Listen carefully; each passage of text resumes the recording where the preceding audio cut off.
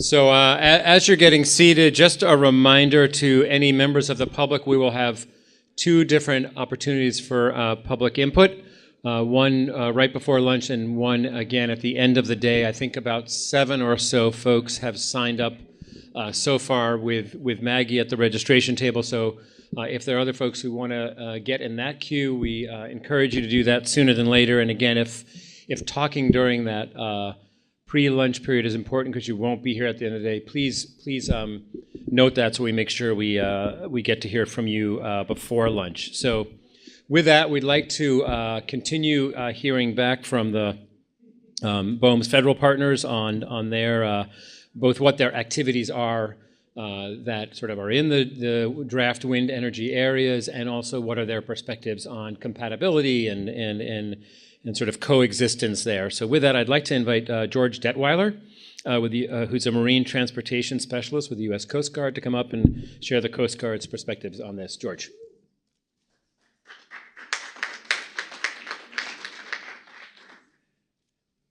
That's all my Coast Guard friends clapping for me. Yeah, thank you. And good morning, everyone. Jim, thanks for the invite to speak. Also, would you please, I don't see him for the moment, let Dr. Krupchak know the same thing, that we do appreciate being able to speak to you. So let me see if I can make this thing work. As you said, I'm George Detweiler. I work at Coast Guard headquarters in the Office of Navigation Systems. I not only represent Coast Guard headquarters, but in effect, some of the people that you see in the field that you've been working with, particularly for the New York Bight, are people from the Boston area, the New England area in general, and New York and New Jersey, and all the way down to Portsmouth, Virginia, that have equities in that area as well. And in a lot of cases, because of the way we're organized, we just send more local people to the meeting because we feel that they have the advantage of knowing that particular waterway a little bit better than I probably would, for example. But anyway, that said, I wanted to work it a little bit of Coast Guard history, where we're at, where we're going. The request was to talk about the fairways process, which I will do. Also, according to the agenda, you see in there our reaction to the latest wind energy areas, i.e. light green, dark green. And I'll do that probably more with pictures. I believe sometimes pictures speak better than I can. Our roles and responsibilities are quite simple in a general sense, is we're required to protect all mariners. Doesn't matter which ones. It could be wreck boaters, it could be fishermen, it could be cargo boats, it could be you're out in your sailboat. That's our job. Protect all mariners. We're also to protect property at sea. Well, you know what? That includes any kind of alternative energy structures. It includes oil structures that exist, aquaculture, whatever.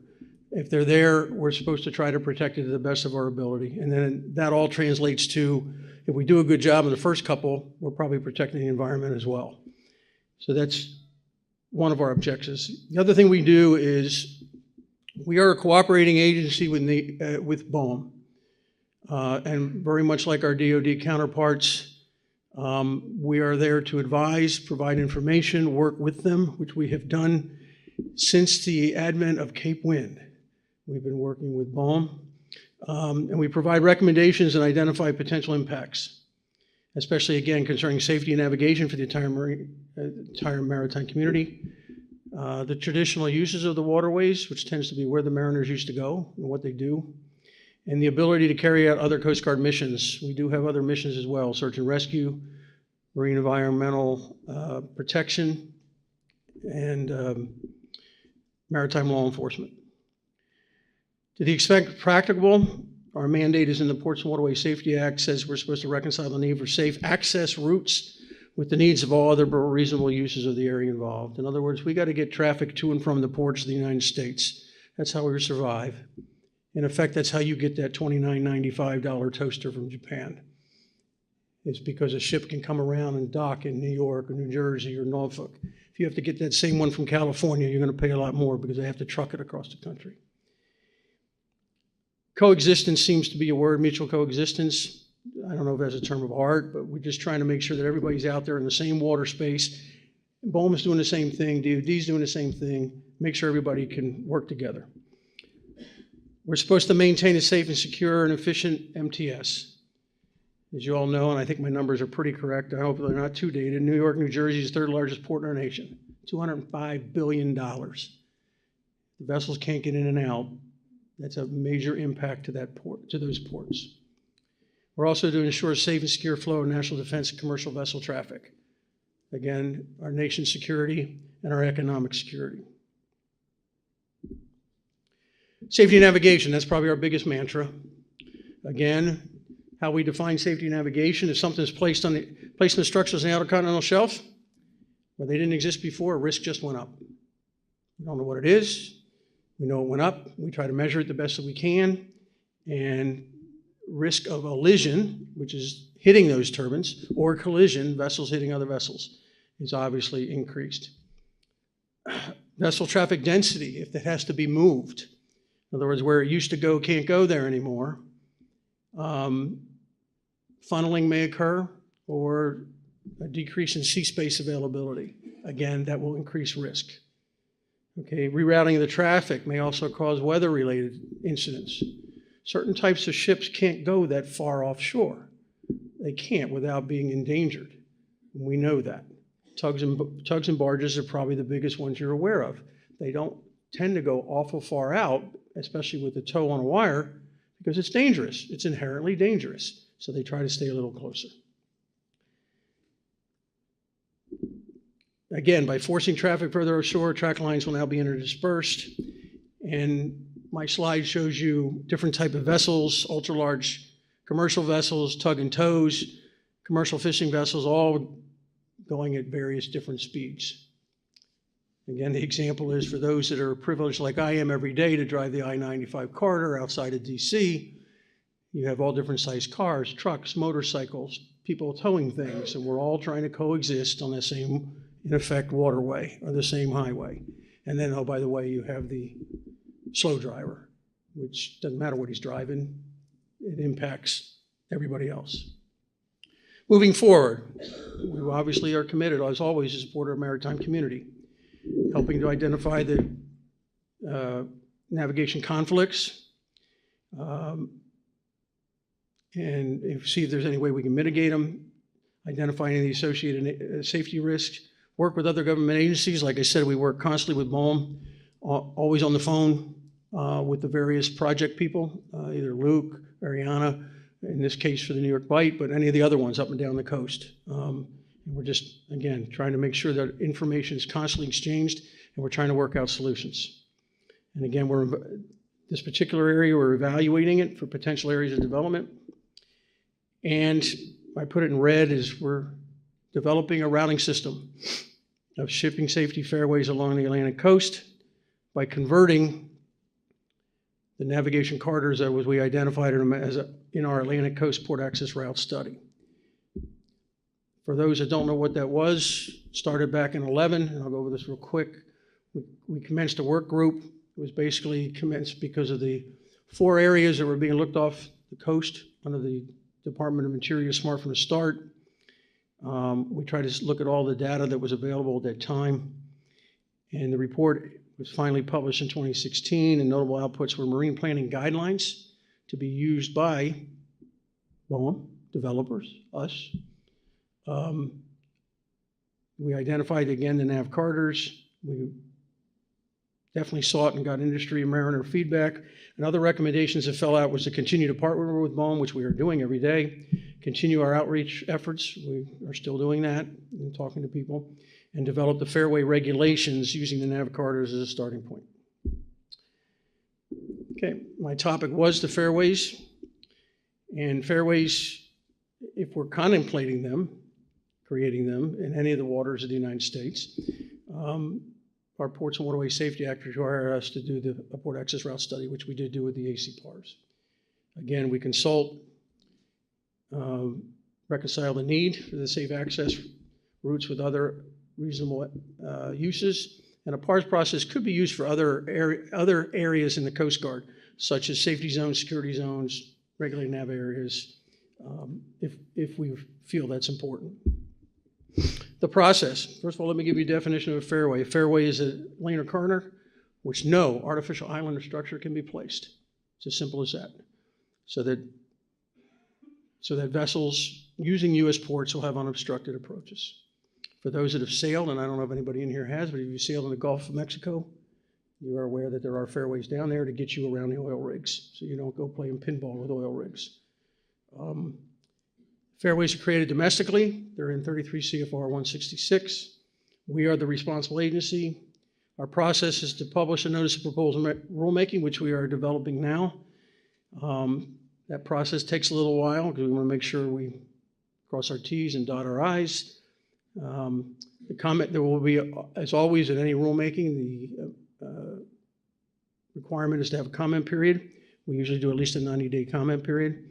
If necessary, we can extend it. We will definitely do public outreach.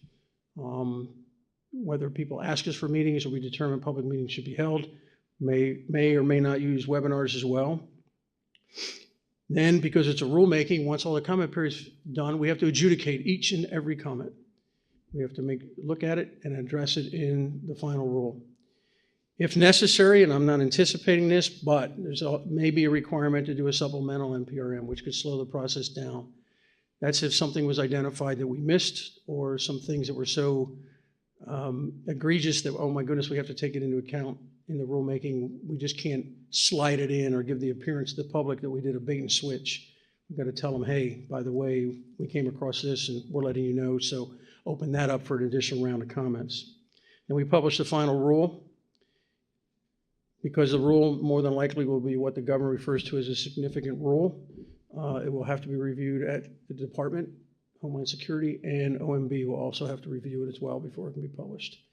So let's just say we're successful in the whole process and we publish it, then they're on the charts. NOAA's responsible to put them on the charts, and then they're there. So now the mariners know where they can go safely and not run into things, and developers know they can't build there because they're in a fairway. Timeframes are estimates because that's exactly what the process is. I'm sorry, I can't give you any better numbers than that. And no sooner than I say 3 months, it'll be 6 months. And we're just going to work as fast as we can to get this done. Next, I'm going to show you some pictures of what the system will look like.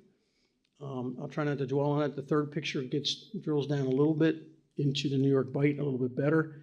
And part of my pictures, I'm taking 3-foot by 4-foot charts and making them into a postage size picture on a computer. So this is a system in the complete United States that we're looking at. If you can see in there, and it might be a little difficult, and I did bring large charts. Maybe we can sometime during the day or over lunch lay them out on a table or something, or even on the floor if anybody's interested in looking at them. But this just gives you the overview of the system from literally Florida all the way up to Buzzards Bay, with existing chart features which are kind of difficult to see on this scale. Then I narrowed it down to the Mid-Atlantic, which zeroes in a little bit more, but I wanted to show that, again, it's just not the New York Bight. Yes, that's the thrust of this meeting, and we know that, but wind farms in those areas, there's already leases in New Jersey, Delaware, and Maryland, especially the ones in New Jersey that may be affected, or we may be affected by those leases being theirs, to limit us where we can put fairways. And then I did the New York Bight to zero it in a little bit more. So you get an idea. The brown would be where a fairway, the gold's also a fairway. Green's actually a fairway, but for, in theory, a different type of vessel and connecting to the traffic separation scheme. But you get an idea where it goes and where it overlaps the New York Bight areas. Then we were asked to, or I was asked to give our reaction to the draft WEAs. Well, if I'm touting fairways in a particular area, well, the impacts are going to be to those fairways. So what I did was I took the same chart basically, and we kind of highlighted in red, and I know it may be a little difficult to see where it's overlapping the fairway with the New York Bight wind energy areas. So that would be in effect, our conflicts, or basically where we're at the moment. We also have a little circle above, a little circle to the northwest, in a small area of the New York Bight. I don't know whether Boeing's contemplating developing that or not, but it was at least identified. And of course, we're on record with Boeing with saying another one of our missions is that's a weapons training area for us. And our vessels do training out there. So we would, and we are on record with Boeing as saying that we would ask that you not develop that because of the weapons training area. Especially in fact that we had areas that were in the other wind energy area, which I don't know, can't remember the new name, but the old name was Statoil. That lease basically removed weapons training areas for us. Way ahead of the future, we're going to try to finalize our NPRM, publish in the Federal Register, continue our public outreach. Review and address comments as appropriate, adjust the fairway systems if applicable. Based on the comments, what we propose may not be exactly what the final thing would look like. We continue to work with Boeing, of course, continue to work with stakeholders. And one of the things that we are slowly looking at is conducting what we're referring at headquarters to a phase 2 of the AC PARs. And that would cover basically 2 areas. One is what we call inside of where we drew the fairways to all the ports to make sure we didn't miss any areas that should be quote unquote protected so the vessels can get in and out. And then east-west routes. It was alluded to the east-west routes with the blue hatch on the Boehm's slide, and the fact that vessels come from the east to us, and they come to various ports. The AC PARs did not look at that, predominantly because of where the round of wind energy areas were. We looked at what we call north-south. We now need to know because of a couple things. One is New York Bight came along a little bit. Number 2 is technology is changing. You heard Mr. Engel mention about floating turbines and things like that. Well, we believe they're going to be even further out. So we're going to end up with the same issue if we're not careful. So we're just trying to get a little ahead of the game and identify where those navigation corridors are at the moment, and then determine in the future should we more formalize them in the east-west route. But again, we haven't announced that yet. When we do announce that study, it would be announced in the Federal Register notice. Again, offering the opportunity for everybody to comment. And that's my presentation. Thank you.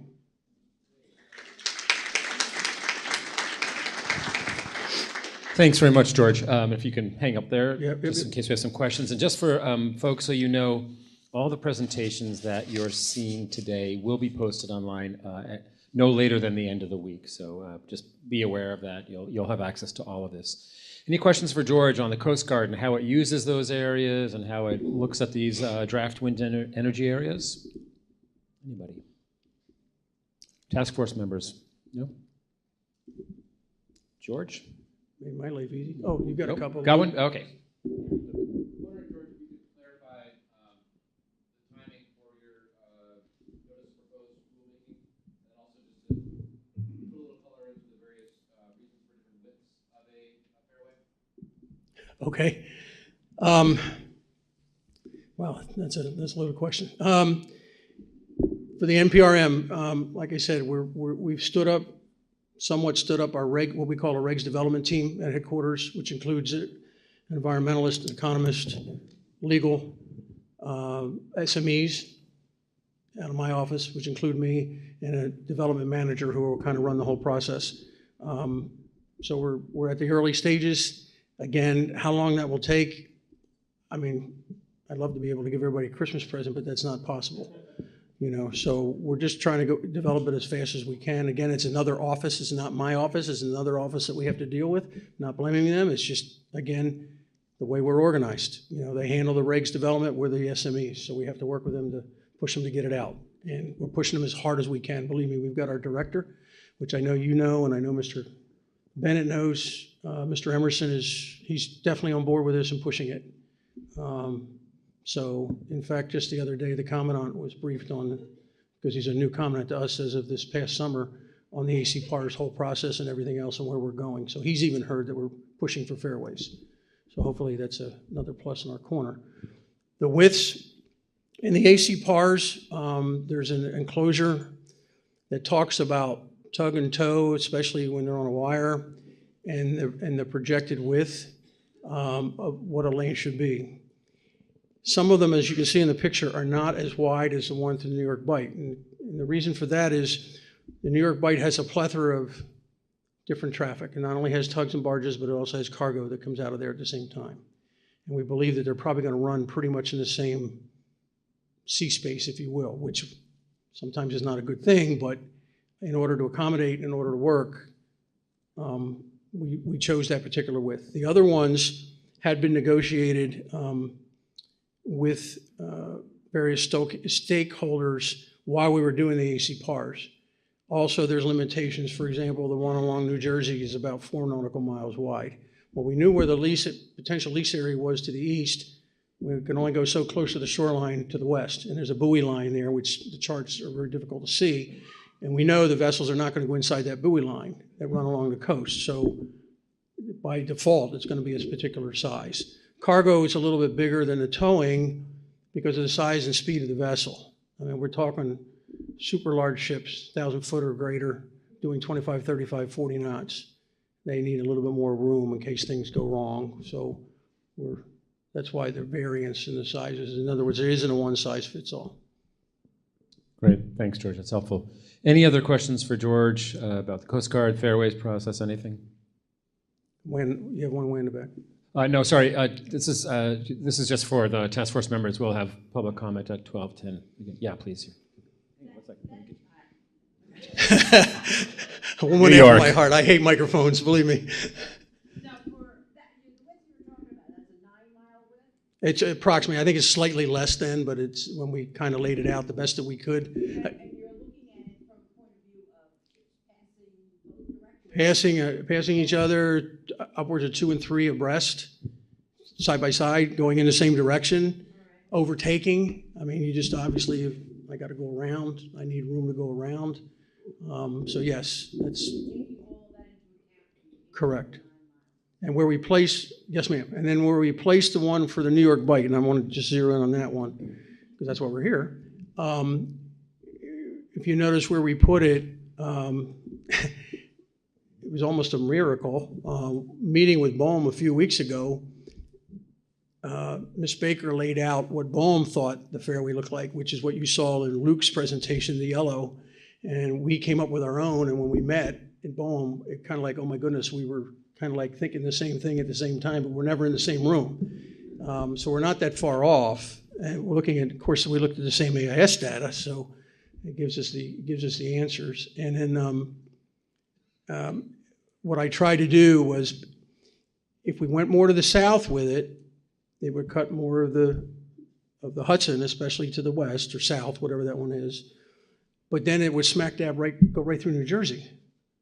And we're like, that's not cool. So wait a minute, let's see what can we accommodate here. So we kept it a little bit further to the north. If you notice, it really connects with the one that runs along the western edge of the New Jersey wind energy area. So we're trying to be compatible and work the best we can. There's still some bugs to be worked out, but that's what we're doing. Struggle to optimize a whole bunch of different considerations and constraints. Any final questions from task force members? Okay, George, thank you very much. Appreciate that.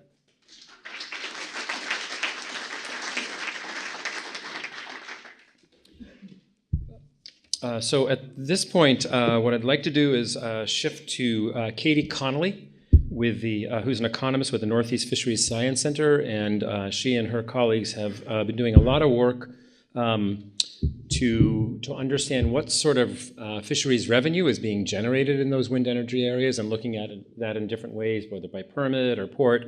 And so we've asked Katie to come here today and share that study with you all.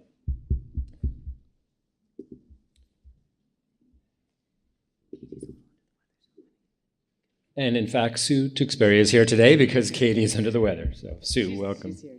Okay. She can answer questions. Okay, cool. Hello. So Katie's a little under the weather, so I'm gonna give the presentation, and she can kind of chime in with anything that I missed here. But essentially, Boehm had asked us to provide some information on particularly economic and revenue data related to permits, ports, and fisheries revenue. Let's see here. So Katie Connolly is an economist with our Northeast Fisheries Science Center, and Ben Gagliardi is a statistician in our regional office, and they've put together a number of most of this data that we're presenting. And this analysis is a preliminary analysis. We didn't have a lot of time to dig in too deep here, but we'll be presenting VMS effort analysis. This effort analysis combines the primary and secondary recommended areas. The displayed will provide some heat maps on scallop, surf, clam, and ocean quahog effort, as well as some other species, squid, mackerel, butterfish, and permit exposure in the areas. The VTR model was done in our Northeast Fisheries Science Center lab with Garrett DePiper and who Katie works with. This data we were able to separate primary and secondary, but we didn't separate the specific areas. But we'll be giving total revenue, focusing on scallop and surf clam and other important species for revenue species, as well as impacted ports and permit dependence on both the primary and secondary areas. So VMS is vessel monitoring system data that's used to identify hotspots and permit exposure. The polling time is variable between fisheries, but it's at least once per hour. We looked at 0 to 5 knots as the fishing speed filter, and the data is binned in 5 nautical square miles. And so grid cells with less than 3 unique permits are masked for privacy concerns. The VTR data and model, this model was put together again by the Science Center. The model compares single and self-reported VTR point locations with more detailed hull-by-hull position data on the subset of the VTR trips that were observed. So the trip attributes can be distributed in concentric rings around the VTR point. So it's a model based on the VTR data, proportional to the model's probability of fishing. So the size of the rings vary with the trip characteristics, including gear types or number of days.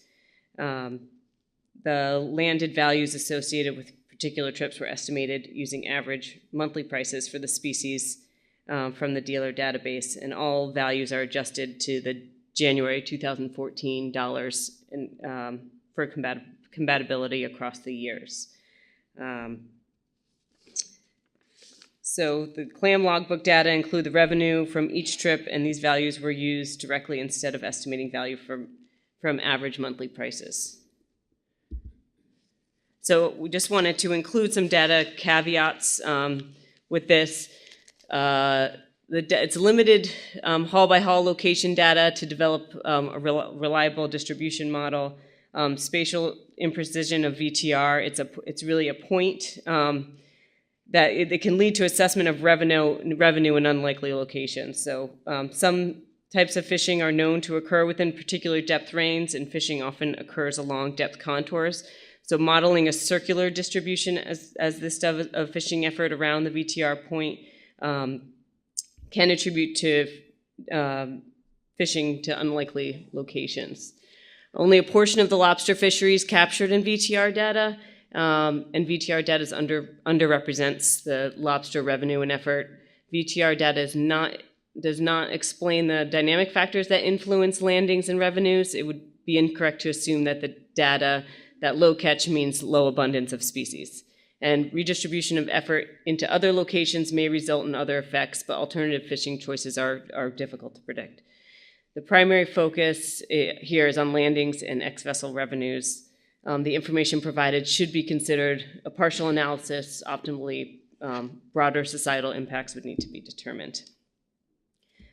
We did also get a question from BOEM about kind of a climate change and what we might be able to say about the areas in the next 25 to 30 years. Unfortunately, can't really predict that. We would recommend looking at Hare et al. 2016, which indicates that some species may be more vulnerable to climate change. In scale and direction shifts have been detected, but as far as area specific, and this is Kleisner et al. 2016, which shows that, But as far as area-specific impacts and where species may be in a specific area over time based on climate change, we just don't have the information to predict that. So in general, the data we'll be presenting here, we think this is information that's suitable for a planning level, but shouldn't be considered an authoritative assessment of potential fisheries impacts. So this is all revenue from the recommended areas. The P is the primary areas, the S is the secondary areas, which includes the primary and secondary together, I should add. And this is 2012 to 2017. Scallop revenue in both these areas from 2012 to 2017. This is, again, the VTR modeling data. And here's the scallop effort heat maps based on the VMS. This may be obvious, but the red line is the secondary, the black line is the primary. And this, so that gives you that. Oh, sure. So, and again, this is, let's see, is that it? I don't want to. So essentially it's 2010 to 2018 data here. Oh, perfect, thank you. So you can see where some of the hot spots are around related to these primary and secondary areas. We also surf clam and ocean quahog. This is revenue for primary and secondary for ocean quahog and surf clam. And given the amount of time, we didn't have the opportunity to go through all of the fishing effort in these areas for revenue data. We focused on scallop and surf clam ocean quahog because that's the larger revenue and primary fisheries in these areas. So this is 2012 to 2017. So there you go. And here is the surf clam ocean quahog heat maps, VMS heat maps, and they show you some of the kind of where VMS data is showing that fishing has been concentrated from 2012 to 2018. Here's other top revenue species, including flounder, herring, inshore squid, lobster, mackerel, monkfish, scup, and sea bass. So again, there's differences in revenue based on the primary versus secondary. And here is the declared out of fishery effort heat map, and I can explain that. These are largely summer flounder, fluke, scup, black sea bass, whiting. They don't have VMS declaration requirements, and they're typically smaller fisheries, and they may represent kind of some activity in some of the smaller ports.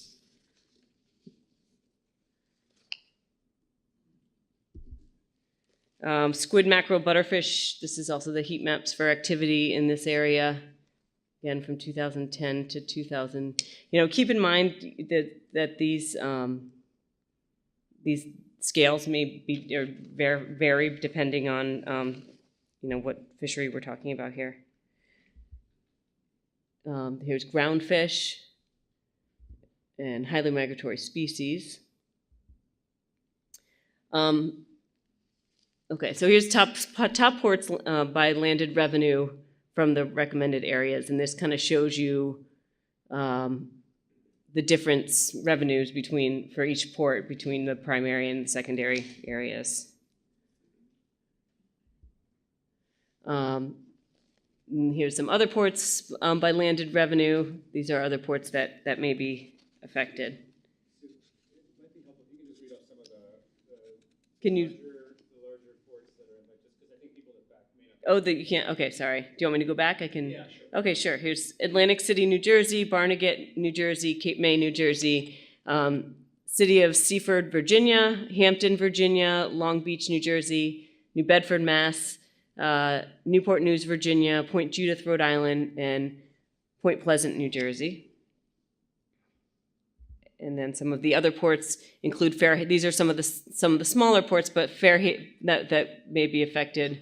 Fairhaven, Mass, Hampton Bay, New York, Montauk, New York, New London, Connecticut, Stonington, Connecticut, and Wildwood, New Jersey.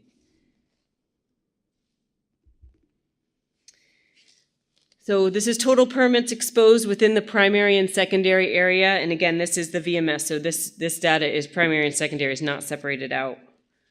So just to give you a minute to take a look at that. Again, and the DOF fisheries, again, is the, the scallop, black sea bass, whiting.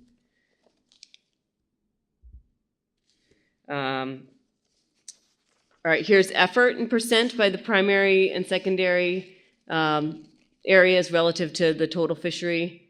So here's general, based on the fishery, general percent effort in the area based on the VMS. And you can see, scallop and surf clam, ocean quahog are primary fisheries, and also the DOF, other fisheries are higher in this area. Let's see. This is permit dependence percentage on revenue from the recommended area. This is 2012 to 2017. So kind of the percentage of, so the outside is 1.5 times the median, or 95% of the sample. So these are more outliers. This is the median.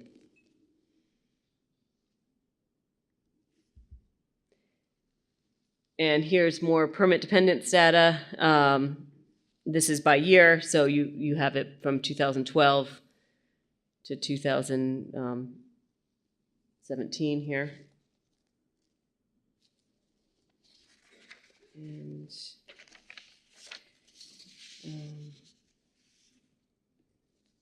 yeah, so again, scallops and surf clams are most or all of the high exposure permits. These areas. So some conclusions based on this preliminary analysis. Fishing effort within the primary and secondary areas do overlap with known fishing operations, and is variable from year to year and from fishery. Scallop, surf clam, ocean quahog, and other fisheries, which are called the DOF fisheries, the summer flounder, scallop, black sea bass, whiting, are most exposed to the development within the call areas. Fishing revenue from within the primary and secondary areas varies between 5 to 19 million per year. And based on preliminary analysis, secondary areas may more adversely impact smaller ports. So some of the secondary areas seem to have higher revenues coming from some of these smaller ports like Hampton Bay and Barnegat and Fairhaven when compared with some of the larger ports.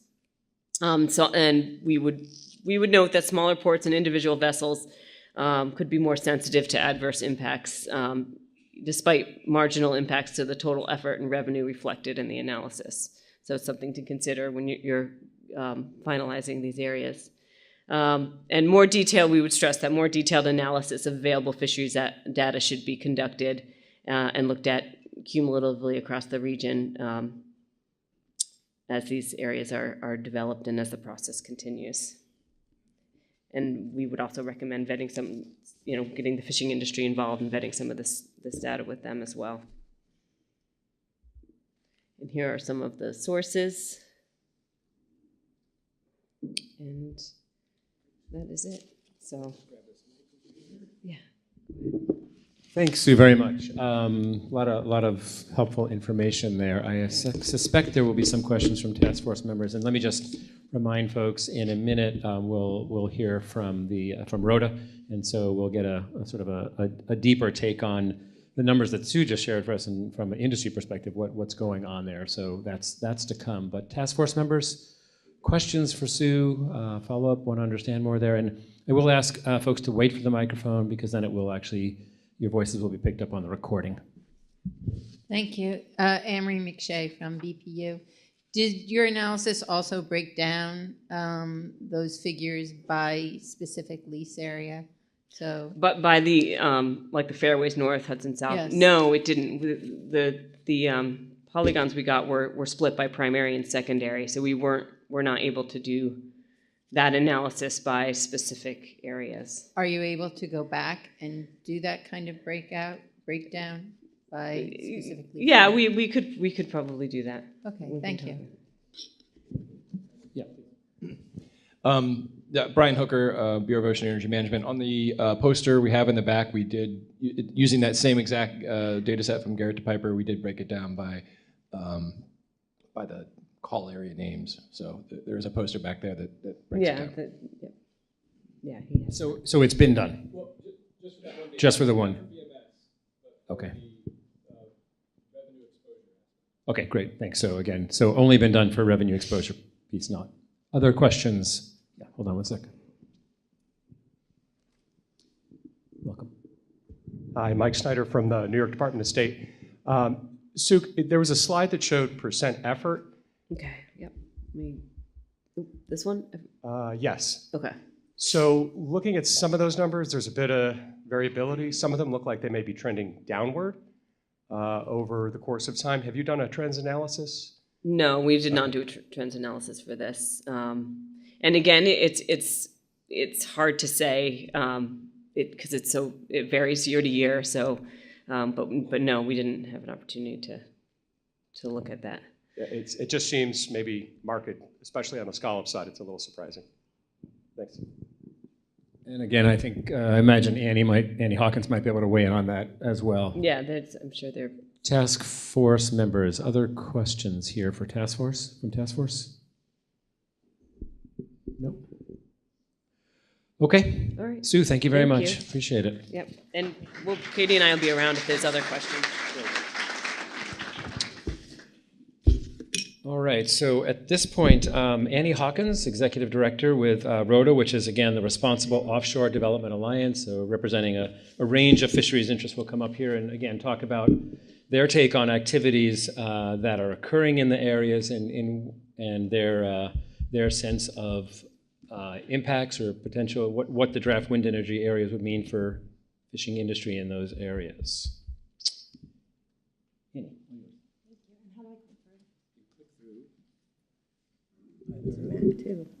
Is it good? Anyway, just this arrow. Oh, that's it. We'll do it, and then if you want to point that red. Easy. Okay, thanks. Okay. So I'm Annie Hawkins. I'm the executive director of a group called the Responsible Offshore Development Alliance, or ROTA. We are a group, just by way of introduction, that incorporated this past June and have been working full-time on these issues for the past few months. ROTA is a nonprofit organization that is an alliance of fishing industry groups and individual vessels, associations, all up and down the East Coast. We've got a board of directors that range from mid-coast Maine down to North Carolina. We are still a young organization, but felt that there were so many issues, particularly in offshore wind, but in a lot of these new offshore developments that were of mutual interest and of mutual concern, frankly, to the fishing industry at large, that it would benefit to have a unified voice. And so we are presenting that perspective for things that impact the commercial fishing industry broadly. Our goal, we're a young organization, but our goal would be to have every vessel that's operating in a commercial fishery on the East Coast to be a member. So we're open to membership from anyone, and using a platform of science and evidence-based decision-making to allow for the best coexistence and compatibility between the two industries. And I want to thank BOEM for inviting us to speak today. So the question we got from BOEM was, are there areas that the fishing industry sort of at large would recommend as the best areas for leasing within the Bight? And the answer, we tried, but the answer is no. There is no area that from the fishing industry in general, we can say, yeah, this is a perfect area to lease. This is from the Northeast Ocean Data Portal. There's fishing everywhere in the Bight. And the areas that are showing in red, it's only because of the order in which I did the the data overlays. It would be all red if it actually stacked properly. And these are just some of the major fisheries that are in the data portal and how it looks in the Bight. So, there really isn't one area. There are areas that are more important to some fisheries or others, but overall, there are going to be conflicts. This map is from the poster that's in the back of the room that BOEM put together on relative fishery effort. We have been asking from the fishing industry perspective for a long time to be involved earlier in these conversations when it comes to siting, and we're really happy to see that the fishery analysis was a big part of developing these lease areas. That said, the relative use index shows one metric of what would be important to fisheries, but if you look at individual fishery information, it really doesn't line up. Because of the methodology, because it is a compilation of various fisheries. But just to say, for example, if you take that area in Hudson South, to the south, this thing is really sensitive. You can see, for the scallop fishery, for example, on the left, where you see VMS data just from 2 years, that's sort of one of the worst areas for the scallop fishery. And, same for the clam fishery, the middle of Hudson South there, super important area, but it's not highlighting on the relative use index. So before I get into the cold pool, I want to talk a little bit about what recommendations we could come up with that were sort of general to the entire fishing industry. In fishery management, we have 10 national standards that were dictated by Congress that you have to consider. The first one is optimum yield. So you should manage fisheries to optimize the yield of the fishery, right? Second is that you have to make management decisions based on best available science.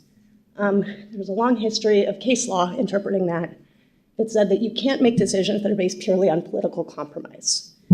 This, of course, is not applicable to this industry, but is a really important principle that we use in fisheries management. So everything has to be based on science. The more science, the better. And there are a lot of areas in which the science has not kept up or has not caught up with the decision-making process and where we are. So one thing that I heard from fishermen across every industry and down the whole coast was the importance of this cold pool in New York Bight. This is something that we haven't seen in any of the BOEM analysis, but it's definitely something that needs to be considered when delineating leasing areas. So essentially what this is that you have throughout the Mid-Atlantic Bight, you have this pool of cold water throughout the summer, which is ecologically unique. And in the New York Bight itself is where the coldest of that cold pool water is. So that cold pool not only creates the huge amount of species richness and diversity and biomass in the Bight, but it also fuels the upwelling off of New Jersey that makes it so productive for commercial and recreational fishing and impacts fisheries up and down the coast. So there's a lot of concern about putting turbines in where this cold pool is and potentially impacting the currents and the turbidity and seeing how far those impacts would actually span. And you could be impacting areas outside of the lease areas, and we haven't seen those studies. So the first recommendation that we have is to do a modeling study to see where the best place for turbines might be, because we just don't know. So, along those lines, it's not just the specific areas within the dark green or the light green that matter for where you put the leases. There are going to be impacts outside of the lease areas, and this is something we'd like to see a lot more work done to identify what those would be. So one example is in the dark green lease area, well, what's dark green, but you can see highlighted on the left there, is adjacent to the elephant trunk access area, which is an extremely important area of the scallop fishery. And of course, that area, the proposed lease area itself, or the recommended lease area, is also important to the scallop fishery. But this access area is absolutely critical to the scallop fishery's viability. And what we don't know is whether changes in the current or in sedimentation within that lease area, if that were to go forward, would impact larval dispersion, settlement, or the ability of scallops to filter feed within that access area. That's something we need to know. The same goes for the clam fishery. Bivalves are particularly sensitive to changes in sedimentation and water clarity. and hardening of the bottom habitat. And of course, that's right near a very productive clam area too, or on top of a productive clam area. So all of these things, we just really feel that we need more information on before we can comment on specific lease areas or endorse specific lease areas or say what's more important than others. So to sort of piggyback a little bit on Sue's presentation with regard to fisheries costs, this was another thing that, I had a very short time to put this presentation together, but tried to get input from as broad a swath of the fishing community as we could. And this was the other thing that kept coming across, is that we really don't feel like the estimates of fisheries costs and impacts has been robust to this point. And there's a lot more work that needs to be done, although it is improving over previous lease areas, but there's a lot that we need to know. And this takes a lot of time to get this information. So in terms of ex-vessel revenue, which Sue just presented on, we do know that Rhode Island DEM did a study showing that there were higher ex-vessel impacts than had been initially estimated, and then did an addendum to that study that showed that tows that did not take place fully within a lease area would also be impacted, and this showed huge impacts to the fleets. And these are methodologies and metrics that are getting better with time, but we need to do those studies and we need to do them right.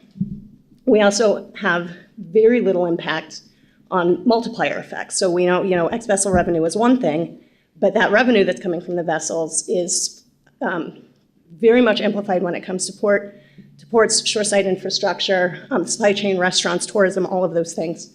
And as far as I know, there hasn't been an extremely comprehensive study of this, much less specific to the lease areas. So we would like to see that. And I'll also say that certain fisheries that declared out of fisheries that Sue referred to are very hard to analyze spatially. You can do it, but it requires matching various records and it takes a long time. And those are the smaller fisheries that tend to be a lot of owner-operators. It's not just the smaller ports. There's fisheries in these DOF fisheries, which are like monkfish, scup, those kind of things.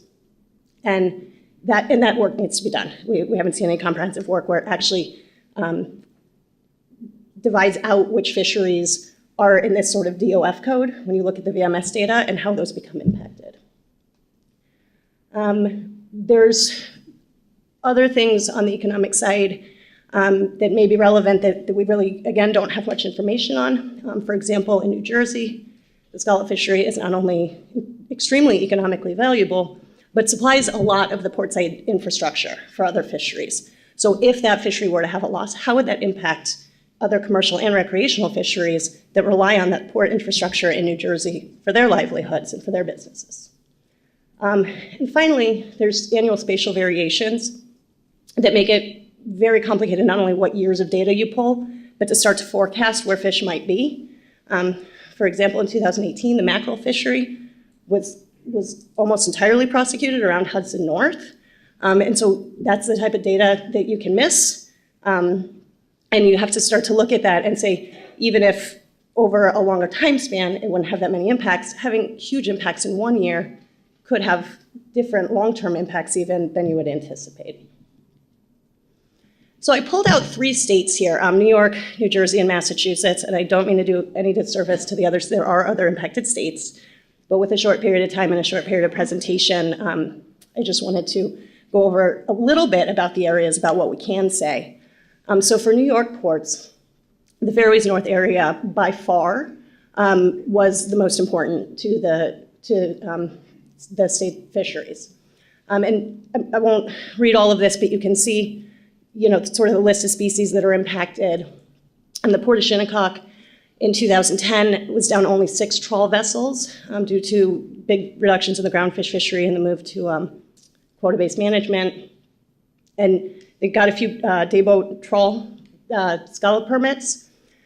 And so it's just starting to rebound. But that's a port that fishes very heavily in the Fairways North area. And so impacts in that area could very much risk the entire Port of Shinnecock and the fishery there. Fairway South, kind of similar. I think I have time to go through all of these. Hudson North and South are a little bit less important to the New York ports just because they are further and it tends to be smaller vessels operating out of New York. But there are still impacts from both of those areas. For the New Jersey ports, Hudson North obviously is extremely important for the scallop and surf clam and quahog fishery, but there are other fisheries operating out in New Jersey as well commercially that are important to consider. Hudson North and South were the big ones, but fairways north and south also have some impacts. For Massachusetts ports, this really comes down a lot to the economic value to the scallop fishery, which is huge and definitely needs to be considered. And considered, again, correctly with all those multipliers and all those factors that I just discussed. You can see a little bit here, this map goes a little bit into the supply chain and how it affects the entire region, not just the Port of New Bedford, but the entire state of Massachusetts. And there are other Massachusetts fishermen, not only scallops, that are also operating in those areas. So I want to talk a little bit about cumulative impacts, which is another thing that is ROTA's recommendation for something that we certainly need to look at more. And again, Vinim's presentation touched on this a little bit. We really don't have any information on how the fisheries that are impacted by the existing lease areas will be more or less impacted by specific lease areas in the New York Bight. And for example, the squid fishery has taken sort of a big hit on the Northeast lease areas and with the Atlantic Monument designation. So that's, so you're not just, again, looking, if you're calculating economic impacts of the squid fishery, you can't just look at the ex-vessel revenue from a New York area. You really have to look at this more holistically. And the surf clam fleet was heavily impacted by the New Jersey lease areas. And there's also different divisions within the clam fishery. So there's the hand-shucked fishery and the machine-shucked fishery, which are two totally different things. And so they really shouldn't be lumped together. Another thing I want to mention with cumulative impacts, which isn't on the slide, is that we know that the NIMS trawl survey vessels are unlikely to be able to operate within wind energy areas. What may be less obvious to the offshore wind community is that if we have less granular information on our fisheries surveys, then by law, fisheries management has to increase the management uncertainty buffer, which would lower quotas for fisheries region-wide, because there's just less certainty because you can't get the same, the same information about what's in that fishery. So these are all things that we don't feel have been looked at so far. We'd certainly like to see factoring into the decisions. So as a summary for suggestions, I said significantly more work is needed to identify the economic impacts and the cumulative impacts. We'd really love to see some modeling on this cold pool and how that'll be impacted. There's a lot of concern about that, and minimizing ecosystem scale effects, not just what's going to happen within the specific lease areas. The lease areas should be kept as small as practicable. As you all know, there's suddenly a lot of areas being leased. It's very alarming to fishermen. We feel from a research perspective, it's much better to start small and build up. There's a lot of baseline monitoring information that needs to be collected, and there's a lot that we can start to learn from impacts from when the first steel goes in the water that we don't know now. So there's really no reason to do it all at once. Finally, the transit patterns should be studied and traffic lanes to be identified before the final sale notice, because some of these recommended areas within the Bight would have different impacts to transit than others. It could be really, really important, so we need to do that. And just sort of parting thoughts, be realistic about the time needed to collect and analyze the necessary data. I know that there's a rush to get this done and that there's a lot of interest in competition for the states, for the developers. And I know we've been accused a lot of trying to slow down the process or trying to stall. We need the data. We need the information. We need to know what the impacts are. And the more that we have and the more that we can manage intelligently and proactively, the fewer stops there are going to be along the way. And so it really makes sense to front load it and know everything we can so we can make the best decisions.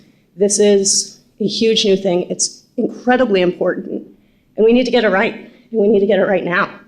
start getting it right now. The federal resources on the fishery side are extremely limited to get some of this information that we need, and I know from BOEM as well. This is something that we haven't seen before, so it requires a type of analysis and types of data that, the data we may or may not have, the analyses we certainly don't have. It requires new ways of looking at things and computing things. I was surprised to hear from NIMS last week that, we had asked a question about transit lanes, and there was a way of pulling the VMS data for this. They were like, oh, this is going to take a week with a supercomputer, and that's things that, I'm a lawyer. Well, I'm not actually a lawyer, but that I don't even think about. It takes a long time. It's hard to do it, and we're very resource limited, and we're resource limited on the fisheries side too. I mean, we have a lot of these things that we're trying to give the best input we can, trying to get the best information we can. But people are also fishing, and it takes some time. So let's get it right. Mistakes could be extremely costly, so there's really no reason to rush through the process and then get stalled. I mean, the time that seal goes in the water won't be impacted if we front load things and do them right now. That's what I got. Great. Thank you, Annie. That was really helpful.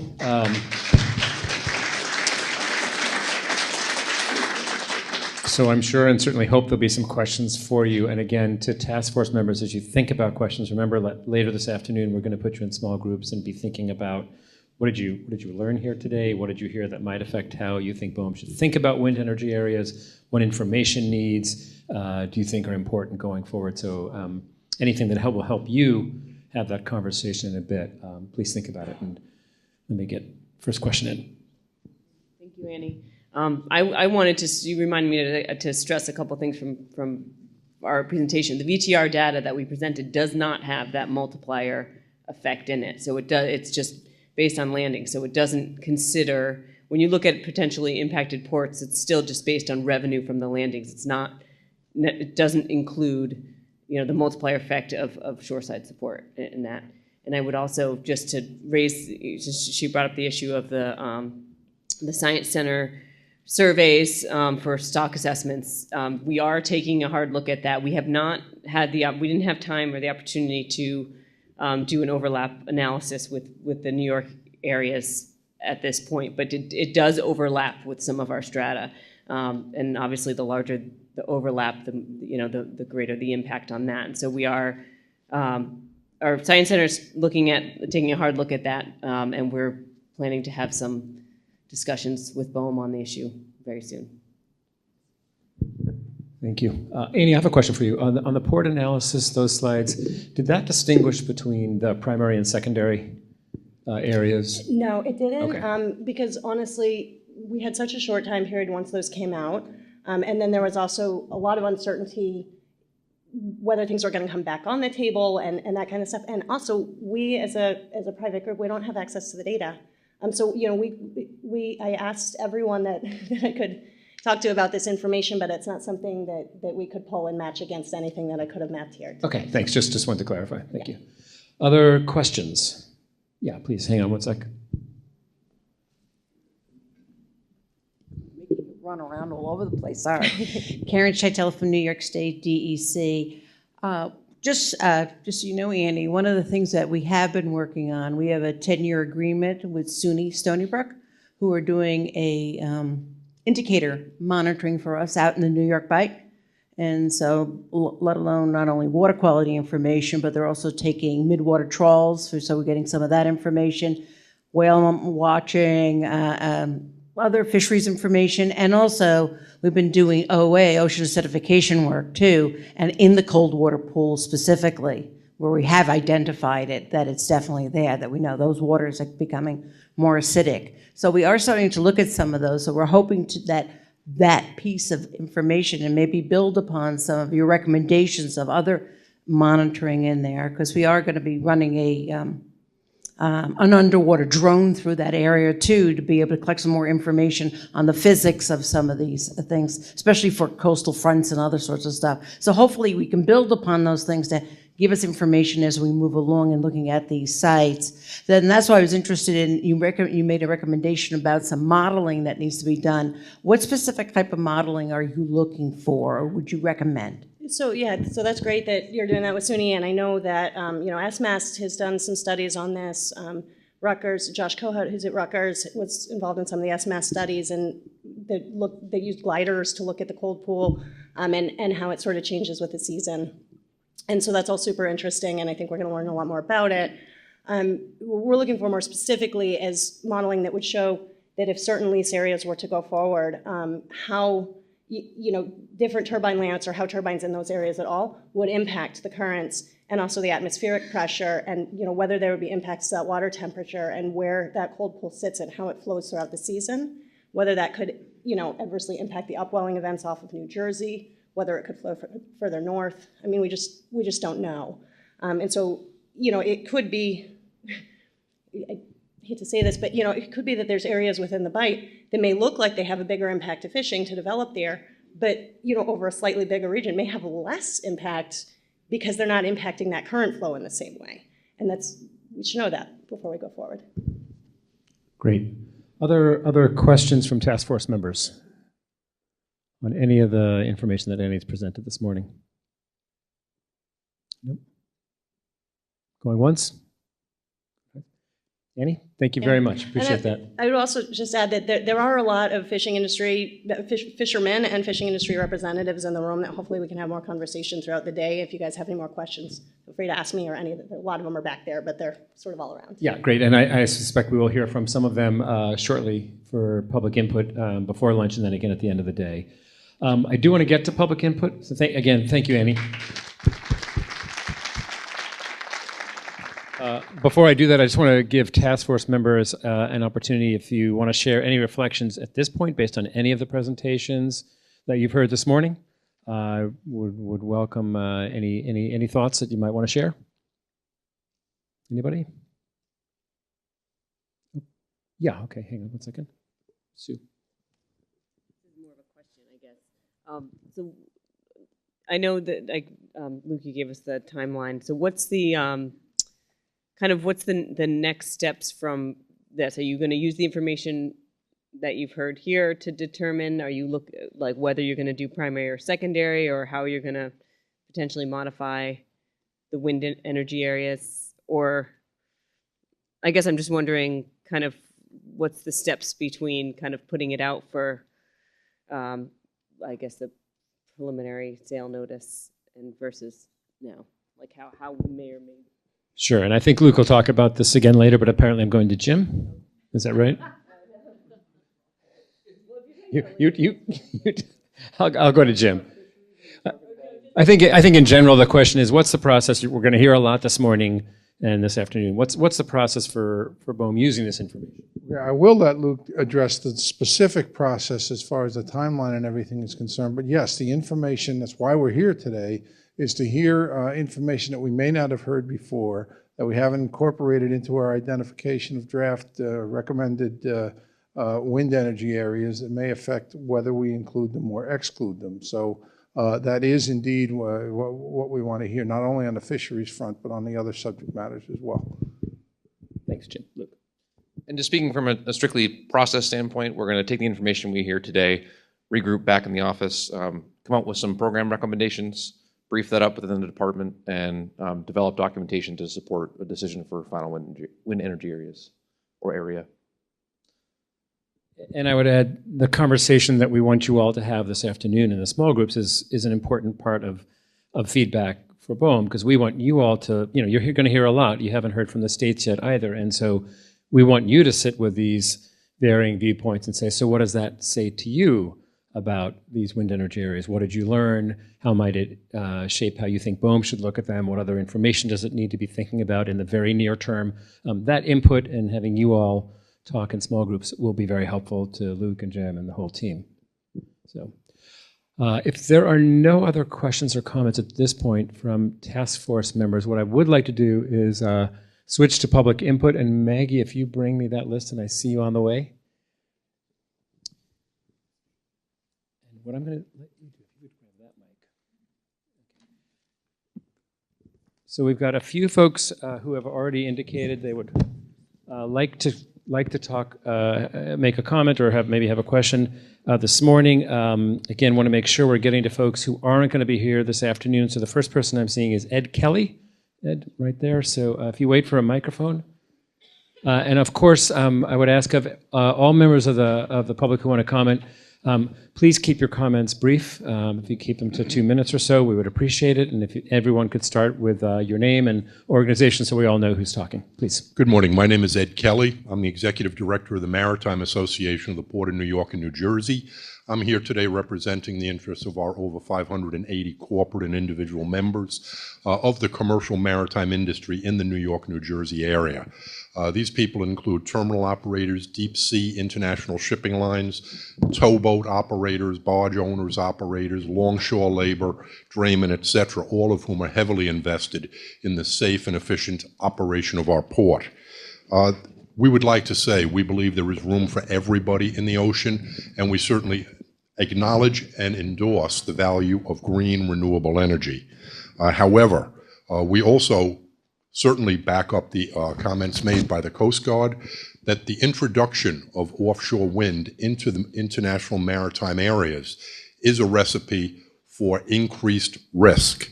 Why is that so important? The Coast Guard has got all the detail. We've made the input as to what we consider are the unsafe points that need to be addressed and mitigated, but it has to be noticed that the safe, unobstructed navigational access in and out of this port has local, regional, and national economic impact. In the 26 counties surrounding this port, we support over 300,000 direct blue-collar jobs that are paying very good wages and family sustaining. This is also the largest petroleum port in the United States. The impact of that is that any obstruction would result in an immediate and drastic consequence. This area maintains only 4 days of heating oil, limited food supplies. Interrupting that flow would have an immediate impact on millions of people. Shipping actually is the most environmentally friendly way to transport people and goods right now. If we're trying to reduce our impact on climate change and others, we cannot find ways to obstruct or restrict navigation, particularly coastal navigation, which is the most threatened form of navigation as we put in these wind farms. Any significant marine incident, and I don't even want to say what that could include, that would result in a fuel spill will destroy tourism industries and properties on a generational duration. For those old enough to remember the Exxon Valdez, we now consider that a small maritime spill. And if we centered the impact of that at the entrance to New York Harbor, the oil spill would run all the way down to Hampton Roads. You can imagine the impact. Are we going to be agreeable that risk can say, well, if we do this, this will only happen maybe every 50 or even 100 years? Are we willing to risk that consequence? I believe these industries can coexist, but as we've laid out with Coast Guard, we completely endorse the requirement for adequate setbacks, channels, pass-throughs. We want to have AIS transponders on all perimeters. We want to see cellular and meteorological relays on all towers so that we can enhance the safety of this commingling. It's absolutely essential. It's a risk we cannot take. Once in a while is not an acceptable ratio for marine disaster in this area. Thank you. Thanks very much. Appreciate that. Next, Ed Washburn. I know you have to leave early. If you could again start with your name and organization. Good morning. Thank you for having me. I'm Ed Washburn. I'm the Port Director of New Bedford, Massachusetts. One of the things I want to point out is Sue did a good job of articulating the economic impact of fisheries, and I would encourage the task force to think more broadly than just the tri-state area. When it comes to fisheries, it really is a regional impact. The highest port with the most value fishing in this area is New Bedford, and the clammers and the scallopers in New Bedford. So I would encourage more fisheries and more regional representation on the task force. One point that obviously being the highest valued fishing port in the country, we're a little bit concerned on is the relative use index seems to have the effect of de-emphasizing value when it comes to fisheries. So it could be setting us up for conflict in the future when there are high valued fisheries that are where that value is being de-emphasized through this process. So we want to make sure that value when it comes to fisheries are also on the table and considered when leases are picked. Thank you. Great, thanks very much. And one clarification, something I didn't say up front that probably I should have, is just by definition, this task force is intergovernmental, sort of by because it's not a FACA chartered. It is just governmental entities, but it is also why Annie was invited to be able to present today, because that fisheries voice and input and insight needs to be shared. So your point's taken. There was no one else who indicated that they had to leave by 12:30. So if not, I'll just work my way down the list of names of folks who said they wanted to comment. So Bill White, are you somewhere? Okay. If you stay where you are, we'll bring the mic to you. And again, just start with name and organization and some brief remarks. Hi, Bill White. I am with a company called ENBW North America. It's a German offshore wind developer, much like Ørsted is Danish. ENBW is German. We have about 2 gigawatts of offshore wind constructed, under construction, or contracted in Europe, and are very much engaged in looking at this U.S. market, which we believe is emerging on the East Coast. You know, this is a daunting task. I almost feel bad for my friends here at BOEM as they listen to everyone give their own perspective. And unfortunately, the developers, or at least this developer, has a perspective that a lot of the lease areas and a lot of the changes and the reductions are actually probably going to be possibly negative, likely negative, when we think about the cost effectiveness of offshore wind energy, which no one has mentioned here yet, but it is the reason why states are moving forward with offshore wind and why they're actually looking to procure, and that is because of the dramatic cost reductions we have seen coming out of Massachusetts with a very competitive price. And so in order to maintain that, you know, as you move further into deeper water, it's going to be higher cost. As you move further offshore, I believe some of the areas in Hudson South are now almost 46 miles off the coast of New York, which are going to be challenging from a transmission perspective. Again, these are not easy issues. We know you are balancing an enormous amount of data and input, but you know, change is going to be hard, no question about it. And I do not wish to be in your position right now. However, when we think about the climate change impacts that are becoming real, when we read the national assessment that came out on the eve of Thanksgiving, I know many of you might have missed it, but if you dive in and look at that, we're talking about a reduction of GDP for the United States of America of 10% by 2100. I mean, many of us might not be alive then. I guess I'm not going to be, but maybe some of you will. But our kids are going to be there, and our grandchildren are going to be there. And so, I mean, I think we have to kind of think about this and kind of get out of our boxes a bit if we are going to address this. We talk about the wildfires in the West. Now they're going to talk about spreading those to the Southeast. We talk about impacts to fisheries. And again, we are focused on the fisheries, but as some of that data shows, some of the fisheries productivity are dramatically reducing, and that is likely potentially to climate change. So I guess what I would ask BOEM to think about is, you know, we kind of, as a people, have to kind of keep our eye on the ball. We have to change. We have to evolve. Offshore wind is not going to be the only solution to mitigate climate change, but it is a hugely significant resource that not only is going to produce hundreds of jobs, thousands of jobs, not only going to help us kind of meet the retirements of an aging fossil fuel fleet along the East Coast, but it's really going to be an important way to mitigate climate change. So thank you for your time. Thanks. If you hand it back to Maggie, that'd be great. Next up, Greg DiDomenico. Greg. Again, Greg, start with name, organization, and some brief remarks. Thanks. Sure. My name is Greg DiDomenico. I serve as the Executive Director of the Garden State Seafood Association. Sorry about that. That was a bad choice of location. we're a trade association of commercial fishing interests from New Jersey.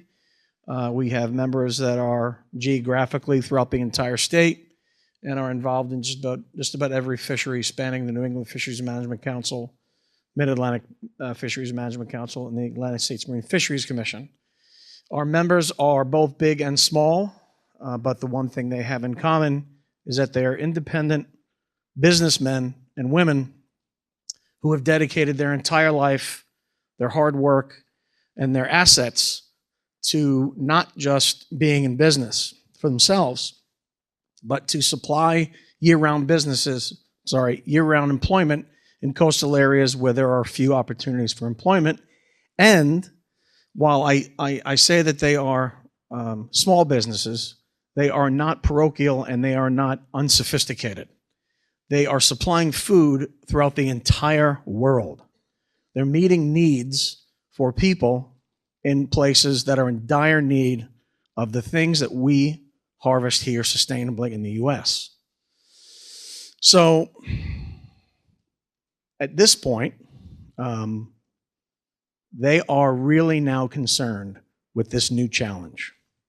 While it has been on the horizon for a while, it has grown exponentially in the last year or two. And you hear people talk about percentages and years and 100% renewable and 80% renewable.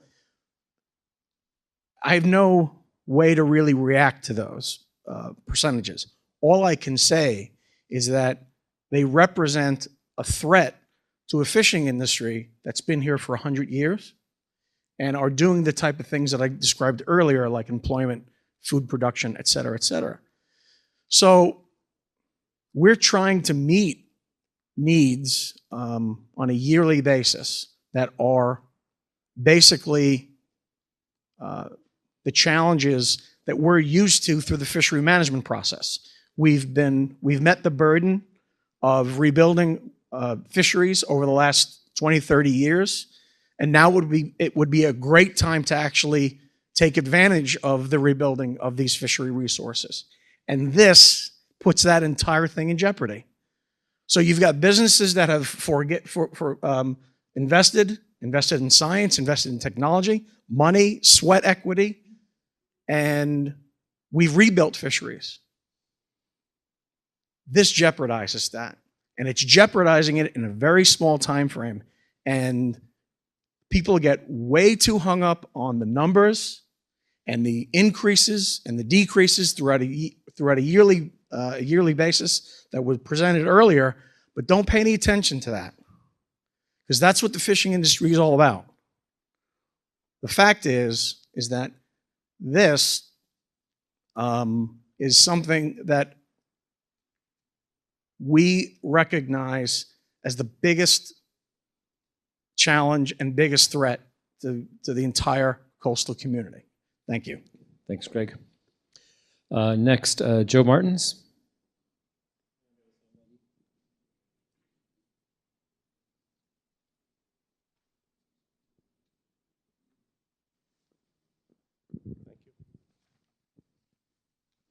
Hi, everybody. My name is Joe Martens. I'm the director of the New York Offshore Wind Alliance. My thanks to BOEM for hosting the meeting and for moving thoughtfully and expeditiously to establish new wind energy areas off of New York's coast. NIOA, the New York Offshore Wind Alliance, is a project of the Alliance for Clean Energy, or ACE New York, and consists of a broad-based coalition of about 30 members, including offshore wind developers, environmental NGOs, labor organizations, and other offshore wind-related businesses. NIOA's steering committee consists of representatives from Ørsted, which now owns Deepwater Wind, and Equinor, NRDC, the Sierra Club, and the University of Delaware's Special Initiative on Offshore Wind. The Alliance's sole mission is to support and promote the responsible development of offshore wind off of New York's coastline. We strongly endorse the governor's goal of 2,400 megawatts of offshore wind by 2030, and we enthusiastically support BOEM's effort to establish new wind energy areas in the New York Bight that minimize conflicts, support robust competition, and encourage the development of offshore wind and onshore infrastructure.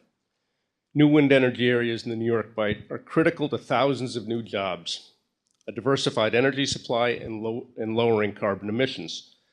NIOA previously commented in the call for information and nominations within the New York Bight call area, and we strongly endorsed New York State's recommendation that BOEM delineate and lease at least 4 new wind energy areas that total 3,200 megawatts within the area the state designated or called an area for consideration. The key to achieving New York's 2,400 megawatt goal and the collective offshore wind goals of states up and down the East Coast is sufficient lease areas to accommodate those goals and encourage competition in the process. The draft New York Bight wind energy area is a positive step in that direction, but I do have a few suggested improvements. First, BOEM is proposing to dramatically reduce the area it calls fairways north and south. As you know, New York State recommended that these areas be eliminated due to a host of concerns, including high transmission costs, conflicts with fisheries, and proximity to the Long Island coastline. Although we appreciate BOEM's effort to identify an area within these fairways that is deconflicted, we question whether the residual area it is identified is commercially feasible or even desirable to develop. In NIOA's view, it would be advisable to eliminate these 2 fairways altogether. Second, BOEM divided its wind energy areas into 2 categories, primary and secondary, as you heard this morning. In light of the substantial winnowing of the draft wind energy areas, we urge BOEM to retain as much of the secondary areas as possible in its final designation. This will ensure that the New York Bight wind energy areas provide sufficient space to meet current and the possible expansion of New York and New Jersey's offshore wind energy goals. And as noted earlier, expanding the available lease areas will generate competition, it'll help drive down costs, and ultimately generate thousands of jobs and open the door to substantial offshore and onshore investments. But more generally, it's important to put the proposed New York Bight wind energy areas in perspective. New York City and Long Island have the highest electricity demand on the East Coast.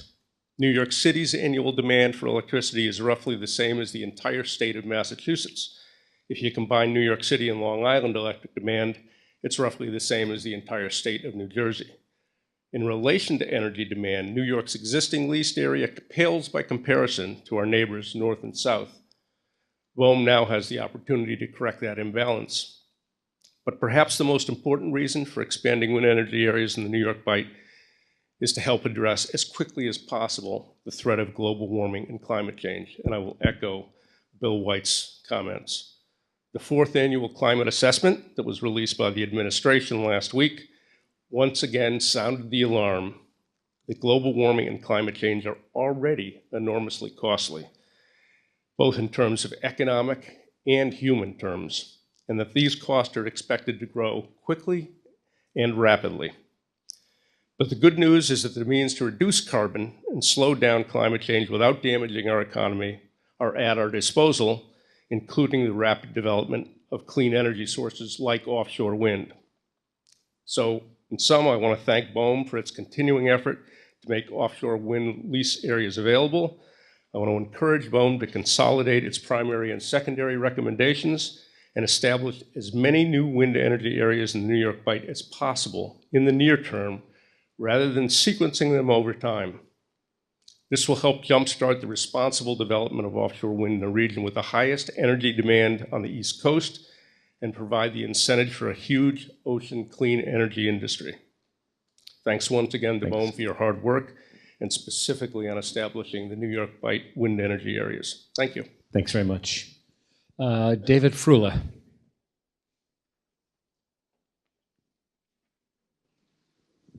Thank you. My name's David Frula. I'm with Kelly Dry and Warren in Washington, D.C. We've represented the Atlantic scallop industry for the last 20 years.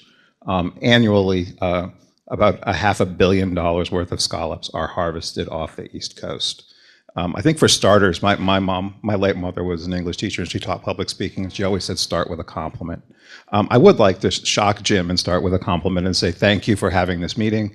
The level of transparency and information that's being shared is far beyond what happened with the unsolicited bid process a couple of years ago, and we appreciate it.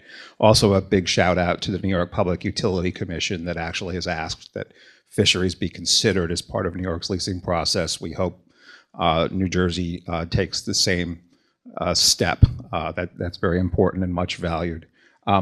We are here, I am here in hopefully a spirit of trying to be constructive. We do participate in the Fisheries Technical Working Group. Also, Annie Hawkins was my colleague until a couple of months ago. ROTA was actually formed 2 doors down from my office. I'd like to say that Annie learned everything from me, but the converse might be true. I want to talk a little bit about, this is where maybe I slip into the lawyer mode, Hudson North and Hudson South. Those are critical areas to the scallop fishery. I don't know how the relative use index was calculated, but you probably couldn't have picked worse areas within Hudson North and Hudson South if you're talking about the deep water in Hudson North and the offshore areas of Hudson South. It was kind of a bit confusing to me too, because it seemed like the areas that Boehm picked were the areas where the developers who submitted nominations didn't want to be. Again, that was a bit of a head scratcher. We had suggested areas more inshore, especially in Hudson South. We would urge Boehm to go back and reconsider. I think there's one other thing I want to say to New York State that my late father always told me, which is turn out a few lights at night. You know, maybe you need less power. I want to, sorry. Use as much power as Massachusetts. I mean, that's a lot. In terms of the issue with what looks like declining use in New Jersey areas in the last year or two, it has nothing to do with global warming. It has nothing to do with resource abundance. There are areas, we have access area fisheries, access areas in the scallop fishery that are areas of dense concentrations of scallops that are used for grow out, much like farm fields are left fallow. That's one of the major innovations in the scallop fishery. And there have been a lot of access areas in the last couple of years. This year there was only 25 or 26 days at sea in open areas because all of that effort was pushed into the access areas. That limited the amount of fishing you might have seen in some of these open areas. Do want to be careful. Annie had mentioned this point about Hudson South, the eastern part of that being right up against the Hudson Canyon access area. We're concerned about larval distribution. We're concerned about the deep waters in both Hudson North and Hudson South. New York State wasn't real wild about the conservation impacts of running right up to the canyon either. Finally, one point on well, 2 final points. Sorry, I've taken a lot of time. I would urge the Defense Department to reconsider some of their red areas. If it seems like the only option on the table is base realignment, that seems a little extreme if you're trying to train to refuel planes. Seems like, again, a lot. And also, finally, the impact of the scallop fishery. When we were looking at the ports that NIMS had mentioned, some of these ports you might not have heard that much about, maybe Wildwood or Barnegat Light. Certainly Cape May has you've heard of Cape May, obviously, a fishing port. Many of these ports are dominated, the landings are dominated by the scallop fishery. There's this maybe a notion that with this relative use index that the rich guys could take a haircut and that's all right. Well, these ports basically provide the infrastructure for the fishing communities, the commercial fishing communities. And so that needs to be, being able to have that infrastructure in these cities and towns is going to be very important. And when you talk about relative use, it needs to be considered. Thank you. David, very much. Maggie will grab that from you. I think we can get in a couple more people before lunch. Ross Gould. Hi, thank you very much. My name is Ross Gould. I'm with Workforce Development Institute. We are a New York State-based not-for-profit that works to grow and keep good jobs here in New York State. We have been actively involved in offshore wind for quite some time, working with government partners at NYSERDA, working with developers, working with labor unions and others in trying to take a look at what this industry can look like. And one of the things that we have had very little conversation about this morning has been jobs. New York has done a study that could show that 5,000 jobs could be brought to New York State as a result of developing 4 gigawatts of offshore wind, and that would also translate to $6 billion of investment in New York State. So we don't have a recommendation on how you should develop the size of it and when you should make your consideration for how big certain areas should be. But what we would recommend is that when you're making decisions on the wind energy areas, you look at the size and see how many jobs those wind energy areas can support. So I know you were looking at some of the stuff for the fishing industry, looking at the revenues that would be lost. I would ask that you'd also take a look and see how many jobs could be gained in all the wind energy areas that you're assessing. Also take a look at the economic impacts. There's a lot of onshore jobs that could be available through this industry that should be considered, and especially considering it's a growing industry that will bring these tens of thousands of jobs to New York State. I mean, tens of thousands of jobs up and down the East Coast. We don't want to limit it early by making smaller wind energy areas that make it ineffective for developers, as the New York State Offshore Wind Alliance mentioned, and as Bill mentioned, if the size of the wind energy areas are not cost effective, they won't develop, and therefore we won't be getting the tens of thousands of jobs that the industry promises to bring to the U.S. and those to New York, which is a little more important to me as a New York State-based not-for-profit. But thank you for the time. Great. Thank you very much. Next up, Nathaniel Green. Making you run, Maggie, sorry.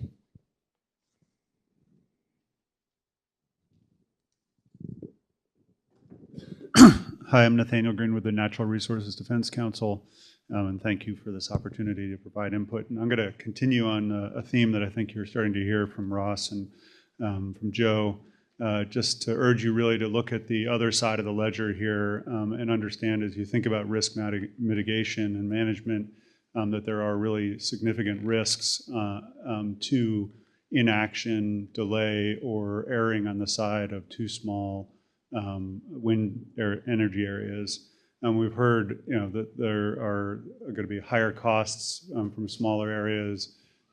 We know from the bids we've seen in Europe, where they've been doing offshore wind for almost 2 decades now, and from what we're starting to see here in Massachusetts, that there are real economic benefits, not just in the labor pool, but in terms of reducing the cost of electricity.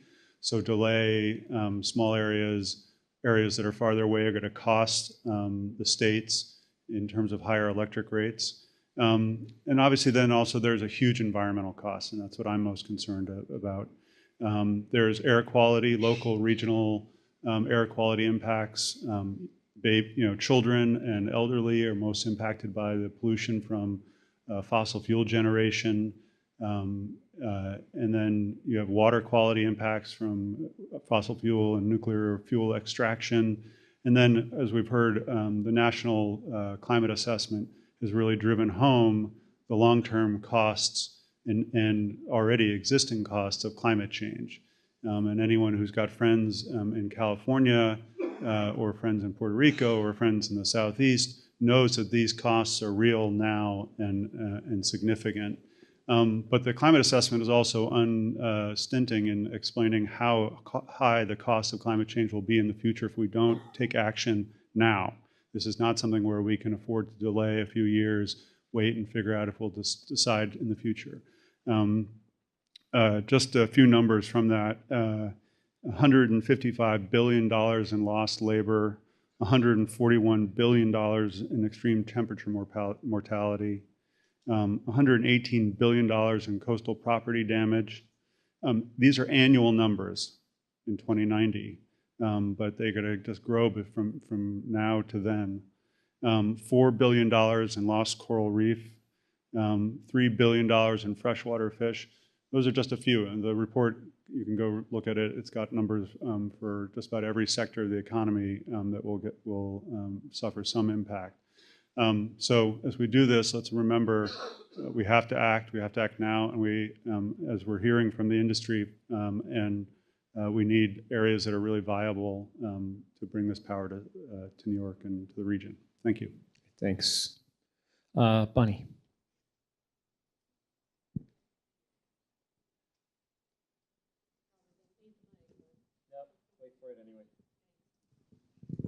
Hi, Bonnie Brady, Long Island Commercial Fishing Association. Before I start my litany, we hear a lot of, we got to hurry up, we got to do it now, we have to hurry, hurry, hurry. We've made a lot of foolish impacts on land because we've had to hurry, hurry, hurry. I've been saying this at the level of Deepwater Wind Project in New York. Either we do it right or we do it now. And it seems to me that the sequelae of doing it now and speeding through the process and not doing the right mitigation, not doing the right monitoring and the baseline and the carry through, we could wind up literally destroying our food production on the Atlantic coast, which I know energy is great and I want everyone to turn off their lights. Maybe we can just do a couple of these because we could reduce it, but we all have to eat. And these fishermen that work in the New Jersey ports, the New York ports, and throughout the mid-Atlantic, other than scallops and surf clams and coal hogs, those are IFQ fisheries, the DOF fisheries, which are scup, whiting, squid, not monk specifically because they are call out, ling, those are the backbone of the mid-Atlantic ports. These are the mom and pop shops, the small businesses that hopefully New York's clean energy standard will take care of in some extent, because it says specifically when you're doing this, you must maintain present jobs. And those are our jobs. Everyone here wants to have less of a footprint, but how you do it will have sequelae for centuries. Long after we're all gone, I don't think anyone in this room wants to be qualified to screw up the ocean really badly. Anyway, I'll go on my little quick thing here. Regarding the ACPARS 2.0 that apparently is going to be revved up, I'm really thrilled about that. Right now, we've been fighting as an industry for 4 nautical mile wide transit lanes with 2 miles apart for windmill turbines to allow even an attempt at fishing, and we're being told, nope, can't do it, sorry. So when somebody winds up dying and everyone suddenly looks at their shoes and goes, gee, we had no idea, just like the other gentleman Mr. Kelly spoke of, everyone here that lives on the water where that's their office knows how dangerous the ocean is. And these things are being put in areas where our grounds are, but we all just want to get home at night. And to make them a little bit safer, I'm sorry, as far as in the economic viability for some of the companies that are here to make a profit, maybe they could just squeeze themselves a little bit and make sure that we all come home. That would be a great thing. Let's see. Fuel spills also need to be addressed with AXPAR, and the search and rescue capability. Apparently, the National Ocean Service spoke about the 11 or 17 high-frequency radar that would be knocked out with the Statoil project that's responsible for Coast Guard search and rescue and for NOAA to do oil spills. That's a big issue. Let's see. I would love to see the RYG, which is the red, yellow, green, and Marine Guidance 371 and 372 that was used by the Coast Guard originally to determine the length of width of transit lanes as it pertained to over in Europe. I'd love to see that readdressed for us here in the US, especially with the Massachusetts wind energy areas that are not as of yet specifically given transit. That is, again, DOF fisheries, where all of us live. Let's see. I think I got all that. Let's see what else I have. Sorry about this. I'm on the fly here. Wait a minute more and I got it. You know, when we're talking about climate change and global warming, the Harvard study showed, it was up a couple of weeks ago, that will actually increase the warming if we put the amount of turbines on the water that they're talking about, you know, on land. And that's a problem. You know, it might work for eons, but it's not going to work in the short term. Plus, the dirty little secret, gas is needed for every megawatt of wind in order to maintain the equilibrium of the electric grid. So we're never going to completely go off of that concept. But right now, what we risk doing under the do it now, hurry up, we got to do it now, is that we destroy our ocean. We destroy our food source. We destroy the backbone, the very fabric of our coastal communities that have worked for several centuries, feeding people. I would really hope everyone in this room, when they go forward, think about that. Not just, oh, well, we can put them there, or we can put them here. Take the bigger holistic picture and think about everyone. Thank you. Thanks, Bonnie. William O'Hearn. William, are you here? Hi, I'm Bill O'Hearn, and it's funny. Our policy is normally that we let AWEA handle these debates. I work for the Business Network for Offshore Wind. We're a nonprofit, 501c3, and our job is to promote the industry, build an industry, particularly along the East Coast for offshore wind. And what's different in this scenario for me as a lifelong environmentalist now working in this industry is that in a sense the developers are the good guys. Think about that for a second. I've been doing NIMBY my whole life. Now we have developers that are saving the earth with these products. And that's what we have to look at. There is a balance here. There were some great presentations from the commercial fishing side, and I've been going to Barnegat with my family for 30 years. I know some of the folks there in the Viking fleet, and I respect what they do. But we have to make room for this industry too, because we can't fight climate change. We can't meet the goals that NYSERDA and Governor Murphy in my state, New Jersey, have put forth so bravely without scale. And scale means offshore wind. So I think there are solutions. We've seen at Block Island, there's a way to balance with some great efforts put forth to listen to commercial fishermen and follow their guidance. And I know that, that BOEM will continue to do that and keep the discussion going. But this industry is not going away. We're here. And we're going to have an impact. And it's a good thing because we can't fight climate change without offshore wind. Thank you. Thank you very much. Catherine Baves? I may have said that wrong. I apologize. Hi there, Catherine Bose with National Wildlife Federation. I want to start by echoing a number of the comments that have been made already about the urgency of climate change. My organization firmly believes that climate change is the greatest threat to wildlife in the New York Bight, across the country, and around the globe. And I completely agree with the urgency with which we need to meet that and the important role, essential role, quite frankly, that offshore wind has to play. I also agree that we shouldn't go so fast that we forego the opportunity to really do this right. And I really appreciate the incredible work by so many in this room and so many not in this room over many, many, many, many years to get us to where we are today here in the New York Bight and up and down the East Coast. I really applaud the efforts of BOEM and the states, particularly New York and New Jersey here, that are standing up procurement processes that really do include important considerations to ensure that only those projects that are developed responsibly with close consideration to the environment, local economic impacts, and all the rest are considered. I think that's an incredibly important piece of the puzzle, along with, of course, BOEM's efforts to pick the right spots for leasing. So I want to just echo the appreciation of all the input that has been given and considered, and echo, I think it was Bill White who mentioned not envying the role of BOEM to really make some tough decisions here. But I do think that, you know, from our perspective on the areas that have been, the draft areas that have been significantly reduced, you know, I really would love to see substantial new areas added. And so certainly wouldn't want to see any significant reductions beyond what you all have proposed, with the exception of the Fairways areas. I think some really important concerns have been raised by New York State, which of course begs the question whether, you know, there would be a market for development in that area from New York. New Jersey's, you know, minimum bid is 300 megawatts. Not sure you could even build that there. So I think there's some real questions about whether it would be worth the time and money and resources to really dig further into leasing of those areas.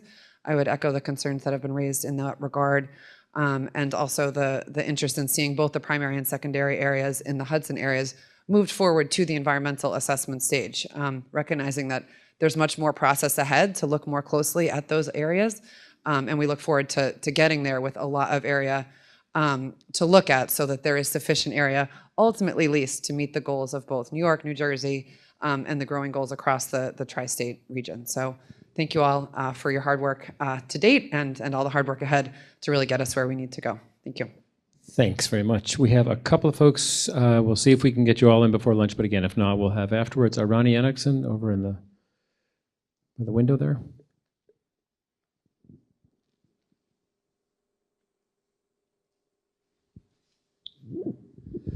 Good morning, everyone. My name is Ronald Edingson. I'm from New Bedford, Fairhaven Harbor. It's a big scallop port, and I'm owning a couple of scallops and a seafood plant, some cold storages. For every fisherman that's out there, that port has created 9 additional jobs for one fisherman. There's a tremendous multiplier out there. That presentation we had there earlier from National Marine Fisheries, frankly, there's more to that story than just a snapshot of the data. It's just a pure raw data. I am on this Scallop Advisory Panel from the New England Fisheries Management Council. Did not reflect that we have peaks and valleys in our resource. We are mandated by Magnus-Stevens Act. We can't now overfish. So we created a hybrid fishery, an open area and a closed area. Closed area, we find high abundance of juvenile scallops. We'll let it grow for 3 years. Then we're going to harvest. In the open area, we're allowed to go wherever we want, but it could be anywhere from as far south as Virginia, North Carolina state line, go all the way up as far as north as Boston, off Massachusetts, and way out to the Georges Bank towards the Canadian line. So, depending on where the resource is, we're out there to maximize our time. Some years it makes sense to be out in the Georges Bank. Some years it makes to be down in New York Bight. Some years it's 50-50. So that one explains why you see a fluctuation with the percentage in the New York Bight. So I know there's been a lot of talk on New Jersey, but New Buffert's going to be impacted too. So I get it. I get it. We need the wind energy, but please don't trample over us. Just slow down a little bit. Take a look at it. Don't replace our renewable resource with the wind renewable resource. Let's find a way and have a good balance between two of them. All this crap scared the shit out of me. Let's slow down, please. Thank you. Thanks, Ronald, very much. Matt Gove?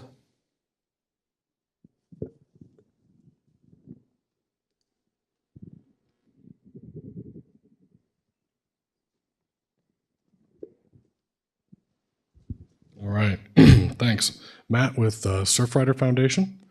Some of you are probably wondering why Surfrider's here, but our members are beach lovers and they live in coastal communities up and down the whole East Coast, and they're very concerned about offshore wind. A lot of them want to support it, but you know, as we've all talked about the many impacts here today, those are on their mind, especially the visual impact. And I feel like that was short-shrifted a little bit in the agenda today.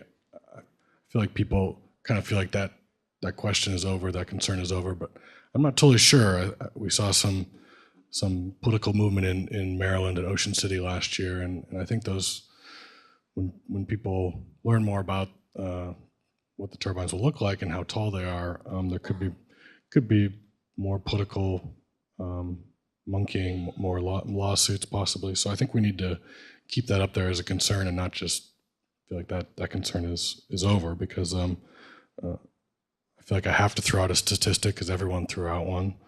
There's a lot of pressure to do that.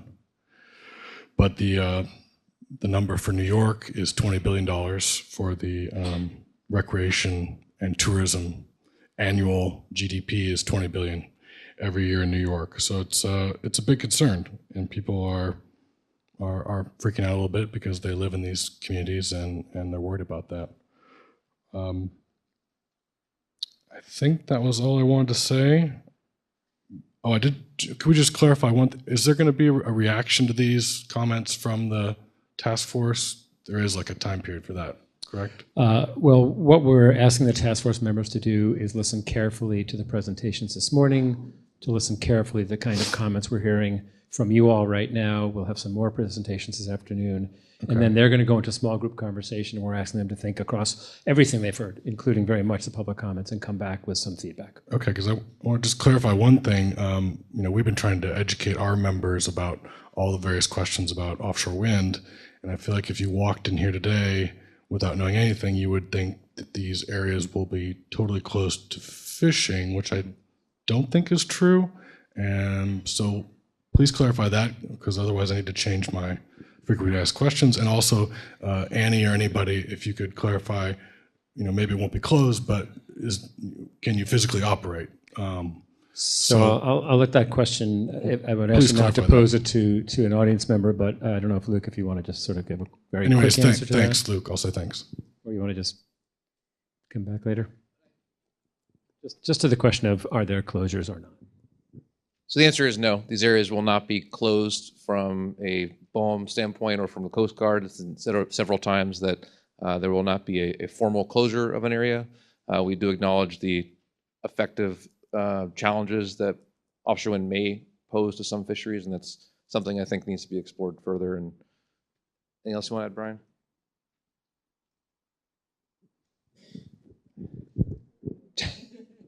You can say no, Brian. It's okay.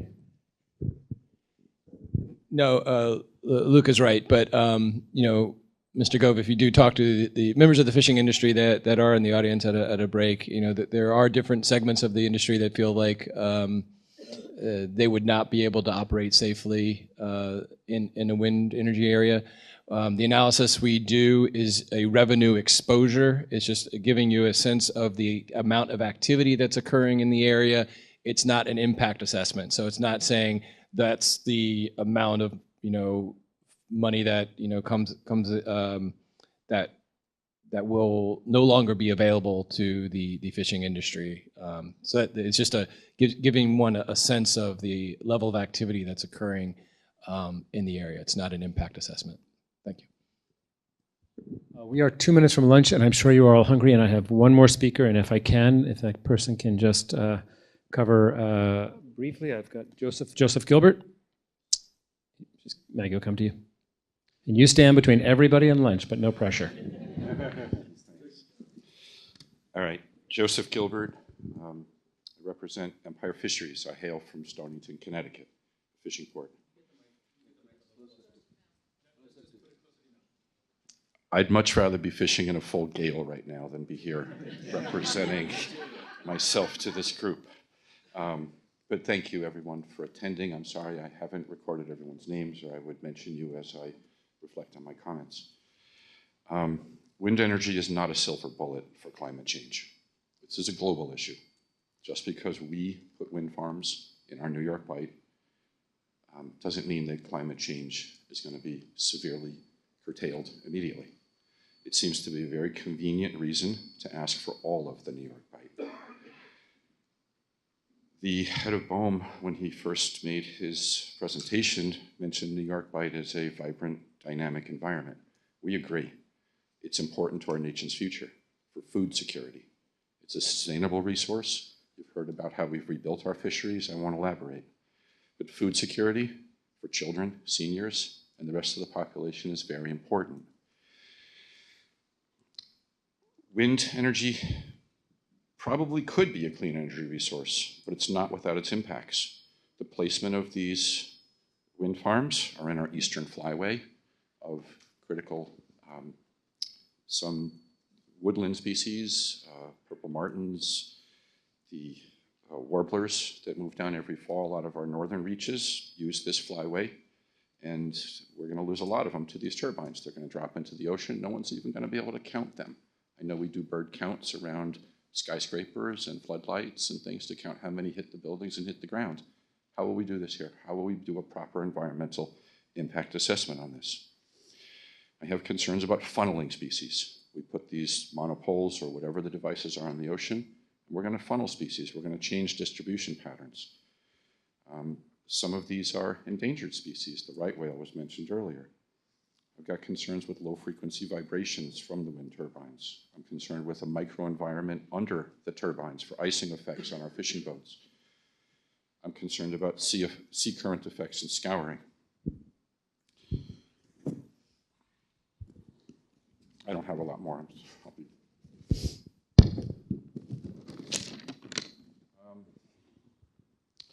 The maps and the percentages do not capture our activity accurately. I'll leave it there. The areas will not be close to us, but trying to weave in between a field of monopoles creates operational difficult and risky behaviors for us. We were talking about a 25 to 30 year operational period. Then what? We will be left with cut-off poles with I'm not sure what left in the ocean that my successors will have to contend with. And what will be energy costs if we have these in place? No one's really told me how it's going to affect my energy bill. So I don't even know if this is a good trade-off right now. If someone could provide data on that, I would love to see it. We talked about $68 million for 1.4 million acres. That's $48 an acre. I think the seafood that comes off these acres is, the food that comes off is worth more than $48 an acre. We're projecting environmental costs out to 2090. I think we should take into account what the real impacts are in the current moment. The Department of Defense brought up some interesting points. The hold harmless. Will the fishing industry be offered a hold harmless if we entangle or damage or impact into something that wasn't there before? We go every day into an inherently dangerous environment. And as the DoD, with their assessments and the shelf life of that assessment, we're working off of snapshots. Fisheries change, fish go to different places. Mr. Enixon mentioned how our fleet moves to different areas seasonally. Turbines degrade radar deception. Finally, we've got the Department of Defense saying it too. But thank you. Okay. These are all my concerns. Okay. Thank you very much. I really appreciate it. I want to thank everyone for the care you took with your comments. This is a tough issue.